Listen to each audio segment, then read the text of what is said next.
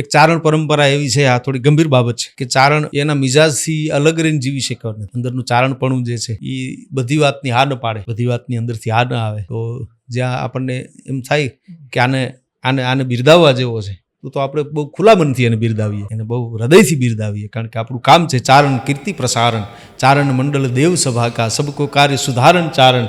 ચારણ આત્મજ શૈલ સુતા કા, ચારણના લક્ષણો ગણ્યા છે.